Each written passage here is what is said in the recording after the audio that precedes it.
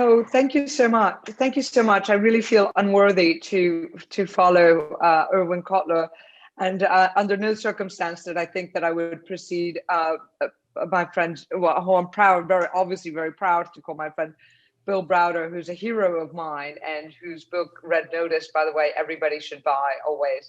And I think a movie's being made of it. But is one of my favorite books of all time, and a big inspiration. So I feel a huge responsibility indeed for being on this panel, and to the fight for Venezuela's democracy. I don't want to step on anybody's toes. I under no way will step into sort of the expertise on R2P or the expertise on Magnitsky or the ICC, because all of that there are better people than I to opine on that on this panel. What I will, however, is offer somewhat of a personal and Venezuelan perspective on the issues at hand. And then I look to the better experts than I to make very specific suggestions based on their experience on what to do about it. I do have a background in I started life as a political philosopher, and I used to teach political philosophy, and basically, and concerning specifically the authorization for international intervention is actually what I wrote my doctoral dissertation on. When is international intervention justified in a country's internal affairs? So it touched upon R2P, which at the time which was, I hate to say it, the mid 90s, late 90s, when I was working on my doctoral dissertation, was quite in vogue. It has now slightly not quite recovered the popularity it had then. But I think that Venezuela is I'm sorry to say, is a bit of a house of horrors in terms of human rights abuses and kleptocracy. It has become a byword for kleptocracy and corruption and human rights abuses. And I want to speak directly to that. There are two tranches I want to take. One is the ability to pierce so-called state sovereignty in the Weimar Republic, in the Weimar conception of state sovereignty, when that is justified, which was the topic of my dissertation, and then also and how it applies to legal things that we're doing today, specifically here in London, to do with the gold case, which everybody likes to talk about. And then also, but I want to be careful about it and just frame it in this theoretical issues that the broader discussions that we're having today, and also to talk about the links between corruption and human rights. I'll take the second part first.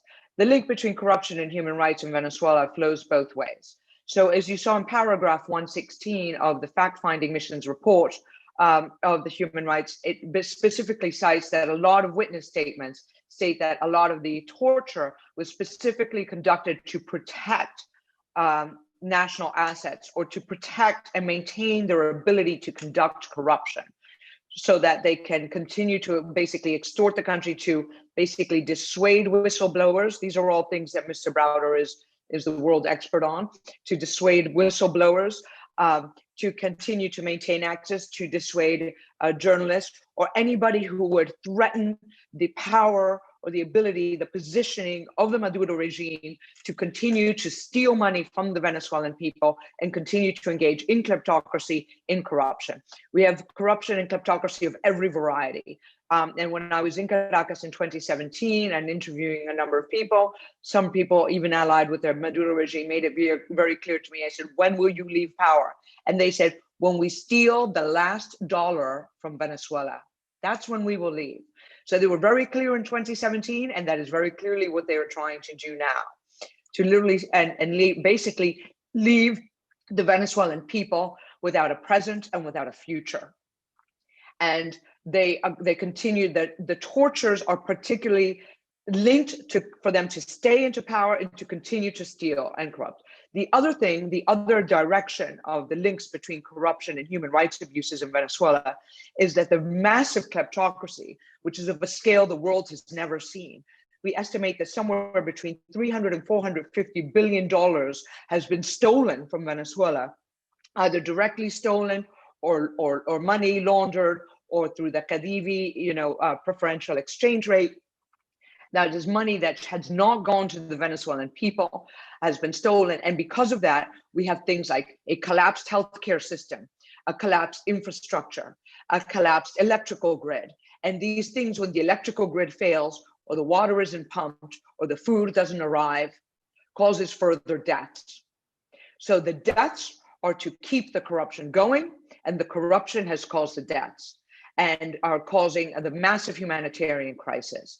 And it is unfortunate, it is heartbreaking to me that my homeland, the country where I was born and for which I have dedicated a couple of decades of fight, it still has become a byword for corruption, human rights abuses, and the biggest humanitarian crisis in the Western Hemisphere has ever seen, and the biggest refugee crisis, second only to Syria.